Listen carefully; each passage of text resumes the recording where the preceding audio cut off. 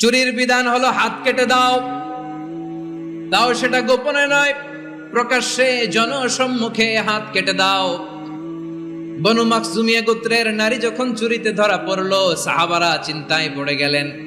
সবেমাত্র মক্কার লোকেরা কালিমা পড়ে মুসলমান হয়েছে, ইসলামের আইন কানুন তেমন জানে না, ইসলামী শরিয়ার সাথে বেশি পরিচিত নয়।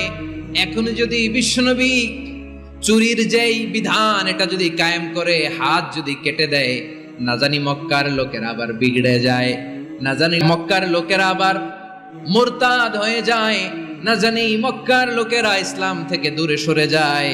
চলো চলো, সাহাবীরা মিলে পরামর্শ করলেন, চলো বিশ্বনবীর কাছে যে বলি, ও নবী, শুধু কেবলমাত্র একমাত্র এই নারীর জন্য চুরির হাত কাটার বিধানটা আপনি একটু থামিয়ে দেন। চুরির হাত কাটার যে বিধান এইখানে একটু রহিত করে দেন, বাকিগুলা কইরেন মদিনাতে যে চলবে, কিন্তু মক্কায় এবারের জন্য মাফ করে দেন। কিন্তু কে বলবে? এই যে পরামর্শ, সাজেশন, এটা কে দিবে বিশ্বনবীর কাছে? সাহাবারা চিন্তায় পড়ে গেলেন। আল্লাহর নবীর সামনে দাঁড়িয়ে আল্লাহর দেয়া হুদুদ, আল্লাহর দেয়া বিধান থামিয়ে দেওয়া, মাফ করে দেওয়া, এই কথা বিশ্বনবীর সামনে বলার সাহস তো কেউ রাখে না। কেউ কেউ বলল, বিশ্বনবীর পালক পুত্র যায়েদ বিন হারেসার সন্তান উসামারে বিশ্বনবী নাতির মতো আদর করে, বড্ড বেশি ভালোবাসে উসামারে। এজন্য সাহাবারা উসামাকে বলতো হিব্বু রাসূলিল্লাহ, বিশ্বনবীর ভালোবাসা। কি বলতো? সাহাবীরা বললেন, বিশ্বনবীর ভালোবাসা হিব্বু রাসূলিল্লাহ, উসামারে পাঠাও। উসামারে বিশ্বনবী নাতির মতো স্নেহ করে, মায়া করে, ভালোবাসে। আমরা পারবো না, উসামা পারবে। সবাই মিলে ফুলিয়ে ফুসিয়ে উসামাকে, ছোট্ট উসামাকে রাজি করালো। উসামা, এমন এমন কথা যে তুমি বিশ্বনবীর কাছে বলতে হবে, পারবা নাকি? উসামা বলে, পারবো। সাইয়েদনা উসামা রাদিয়াল্লাহু তাআলা আনহু তরুণ সাহাবী বিশ্বনবীর কাছে গেলেন, যে বললেন, নবী, বনু মাখজুমিয়া গোত্রের এক নারী চুরিতে ধরা পড়েছে, এবারের জন্য কি এই মহিলাটারে মাফ করে দিলে হয় না? এবারের জন্য একটু ক্ষমা করা যায় না নবী? বিশ্বনবী বলেন, আতাশফাউ ফি হাদ্দিম মিন হুদুদিল্লাহ, তোমার এত বড় সাহস উসামা, তুমি আল্লাহর হাত, আল্লাহর দেয়া বিধান, এটার ব্যাপারে সুপারিশ করতে এসেছো? তোমরা কি জানো তোমাদের আগে যত কওম, যত গোত্র, যত জনপদ ধ্বংস হয়েছে, তার কারণ ছিল তাদের মধ্যে গরিবরা অন্যায় করলে তারা বিচার করত, আর ধনীরা অন্যায় করলে তারা মাফ করে দিত। খবরদার! ওয়া আইমুল্লাহ লাউ আন্না ফাতিমাতা বিনতি মুহাম্মাদিন সারাকাত লাকাতা মুহাম্মাদুন ইয়াদাহা। বিশ্বনবী বললেন, ওরে ওসামা, বানু মাখজুমিয়ার ওই প্রেস্টিজিয়াস এন্ড ডিগনিফাইড ফ্যামিলির মেয়ে তো দূর কি বাত, অনেক দূরের কথা। জেনে রেখো ওসামা, আমার কলিজার টুকরা, নয়নের পুটুলি ফাতেমাও যদি মক্কার জমিনে আজকে এই চুরির দায়ে ধরা পড়তো, আমি বিশ্বনবী মুহাম্মাদুর রাসূলুল্লাহ ধরে ফাতেমার ডান হাতটা কেটে দিতে এক বিলম্ব দেরি করতাম না। ইন্নাল্লাহা ইয়া'মুরু বিল আদল, আমাদেরকে জাস্টিস শিখায় পশ্চিমারা, আমাদেরকে ইনসাফ শিখায়, আমাদেরকে সুশাসন শিখায়। আর ইনসাফ, সুশাসন, ন্যায় বিচার, সুবিচার, জাস্টিস কারে বলে? বিশ্বনবীর বায়োগ্রাফি থেকে জেনে নাও। এই ছিল বিশ্বনবী ইসলামের আদালতের নমুনা। আপনি যদি সাইয়েদনা ওমর ফারুকের জীবনের দিকে তাকান, এমন কঠোর, এমন বীর সেনানী ছিলেন। সাইয়েদনা ওমর ফারুক যদি রাস্তার এই মাথা দিয়ে হাঁটা শুরু করতেন, শয়তান ওমর ফারুককে দেখলে ওই রাস্তা রেখে দিয়ে অন্য রাস্তা দিয়ে হাঁটতো। সুবহানাল্লাহ। ওমর ফারুক রাদিয়াল্লাহু তাআলা কি পার্সোনালিটি ছিল, কি পার্সোনালিটি! আমাদের এলাকায় ছোট বাচ্চারা রাতে ভাত খেতে চায় না, আমার মেয়েটাও খেতে চায় না। এই এটা দিব, ওইটা দিব, আজকে মাহফিলে আসার সময় বলে দিছে লিস্ট করে, এটা এটা আনতে হবে। তো ছোট্ট বাচ্চাদের অনেক বায়না থাকে, ওরা রাতে খেতে চায় না। তো মায়েরা বিভিন্ন ভয় দেখায়, এই বাঘ আসবে, বাঘ আসবে খাও, এই ভূত আসবে, ভূত আসবে খাও। আপনারা কি বলেন চট্টগ্রামে? কি আসবে? হ্যাঁ, ভূত, ভূত, ভূত আসবে, বাঘ আসবে, খাও খাও খাও, তাড়াতাড়ি খাও। তো বাচ্চারা এগুলো শুনে ভয়ে খেতে শুরু করে।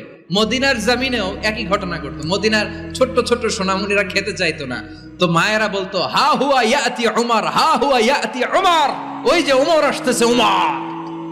ওমরে ফারুকের কথা শুনলে বাচ্চারা একেবারে ঠান্ডা। সুবহানাল্লাহ পড়বেন না?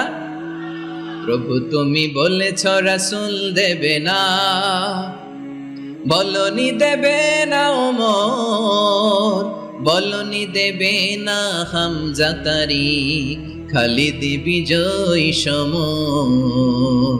প্রভু তুমি বলেছ রাসূল দেবে না, বলনি দেবে না ওমর, বলনি দেবে না হামজা তারিক, খালিদ বিজয়ী সমর। প্রভু তুমি বলেছ রাসূল দেবে না। আল্লাহু আকবার। ওমর ফারুক রাদিয়াল্লাহু তাআলা আনহু, ওনার কথা শুনলে গায়ের মধ্যে গুজবাম হয়, গায়ের পশমগুলো দাঁড়িয়ে যায়। সুবহানাল্লাহ বলেন। কি পার্সোনালিটি ছিল, কি ব্যক্তিত্ব ছিল। মুনাফিকরা ওমর ফারুককে জমের মতো ভয় পেতেন। শয়তান, খুদ শয়তান, শয়তান অন্য রাস্তা দিয়ে হাঁটতো। ওমর ফারুক রাদিয়াল্লাহু তাআলা আনহুর জীবনে যদি দেখেন, তাহলে সেখানে আপনি আদালতের, ইনসাফের, সুশাসনের, জাস্টিসের নমুনা দেখতে পাবেন। কয়টা শুনবেন? সাইয়েদনা ওমর ফারুকের রাদিয়াল্লাহু তাআলা আনহুর সন্তান আব্দুর রহমান মিশরে মদ খেয়ে মদ্যপ অবস্থায় ধরা পড়েছে। মদ খাওয়ার কারণে, মদ যদি কেউ পান করে আর যদি প্রমাণিত হয়, তার বিচার হলো 80 বেত। আওয়াজ করে বলেন কয় বেত? বাংলাদেশেও তো এই আইন আছে নাকি? বাংলাদেশে আছে? হ্যাঁ, মদ খাইলে 80 বেত, এই আইন বাংলাদেশে চালু হোক। আমরা চাই কি চাই না? চাই সবাই। এজন্যই তো ইসলাম ভাল লাগে না। ইসলামকে ভাল লাগে না। ইসলামকে আউট করে রাখতে পারলেই তো এরকম বড় বড় বোতল খাওয়া যায়। একেবারে সহজ, পানির মতো সহজ, হিসাব একেবারে সহজ। ওমর ফারুক রাদিয়াল্লাহু তাআলা আনহুর ছেলে ভুল করে মদ পান করে ফেলেছিলেন। আব্দুর রহমান, ঘটনা ঘটেছে মিশরে। মিশরের গভর্নর তখন আমর ইবনুল আস রাদিয়াল্লাহু তাআলা আনহু। আব্দুর রহমানের ভাই যে গভর্নরকে বলল, গভর্নর যদি একটু দয়া করেন, খলিফার ছেলে আমার ভাই আব্দুর রহমান মদ্যপ অবস্থায় ধরা পড়েছে, জনসম্মুখে যদি আপনি বেত্রাঘাত করেন আমাদের প্রেস্টিজ থাকে না। যদি 80 বেত আপনি মারেন আমার কোনো কথা নাই, কিন্তু ঘরের ভেতরে মারেন। আব্দুর রহমানের ভাইয়ের সুপারিশ শুনে সাইয়েদনা আমর ইবনুল আস রাদিয়াল্লাহু তাআলা আনহু রাজি হয়ে গেলেন। ঘরের ভেতরে লোকচক্ষুর আড়ালে 80 বেত তিনি মানলেন। কিন্তু ঘটনাক্রমে এই কথা লুকিয়ে লুকিয়ে ঘরের ভেতরে 80 বেত মারার কথা সাইয়েদনা ওমর ফারুক মদিনা থেকে জানতে পারলেন। মদিনা থেকে তিনি ফরমান জারি করলেন, এই বিচার যেমনটি আমর ইবনুল আস আদায় করেছে, এটা প্রকৃতপক্ষে আদায় হয় নাই। আসো সবাই মদিনায় আসো, আমর ইবনুল আস মদিনায় আসো, আব্দুর রহমানও আসো, সবাই আসো। জনসম্মুখে এই বিচার কার্যকর করতে হবে। সাইয়েদনা ওমর ফারুক মসজিদে নববীর পিলারের মধ্যে নিজের ছেলেকে বাঁধলেন, আবার জনসম্মুখে 80টা বেত তার গায়ের মধ্যে মারলেন। মাজমুয়ে ফাতাওয়া ইবনে তাইমিয়া রাহিমাহুল্লাহ উনি এটা নকল করেছেন। এটা সবচেয়ে বিশুদ্ধ মত। আরো অনেক মত আছে, মারা গেছে কবরের উপর, ওগুলো বাদই দিলাম। কেমন খলিফা ছিলেন, কেমন খলিফা! পশ্চিমারা তোমরা জাস্টিস আমাদেরকে শেখাও, ইনসাফ কারে বলে, সুশাসন আমাদেরকে তোমরা শেখাও। ওমর ফারুক রাদিয়াল্লাহু তাআলা আনহু ওই বিচারকে তিনি ধর্তব্য মনে করেন নাই। মদিনাতে এনে আবার জনসম্মুখে আবার 80 বেত মেরেছেন। মিশরে ওমর ফারুক রাদিয়াল্লাহু তাআলা আনহু আমর ইবনুল আসকে গভর্নর করে পাঠালেন। সেখানে আমর ইবনুল আসের ছেলে একটা প্রতিযোগিতায় রানার আপ হয়েছে। এক মিশরি সেখানে চ্যাম্পিয়ন হয়েছে। রানার আপ বুঝতে পেরেছেন তো? রানার আপ সেকেন্ড হয়েছে, এক মিশরি হয়েছে চ্যাম্পিয়ন প্রথম। কিন্তু গভর্নরের ছেলে ও জিততে পারে নাই। ও রাগে ওই মিশরির গায়ের মধ্যে কয়েকটা লাঠি দিয়ে বাড়ি মেরেছে। মিশরি যে মদিনাতে ওমর ফারুকের কাছে বিচার দিলেন, আপনার গভর্নরের ছেলে অন্যায়ভাবে আমার গায়ে হাত তুলেছে। সাইয়েদনা ওমর ফারুক আবার ফরমান জারি করলেন, আসো মদিনাতে আসো। মিশরীকে ডাকলেন।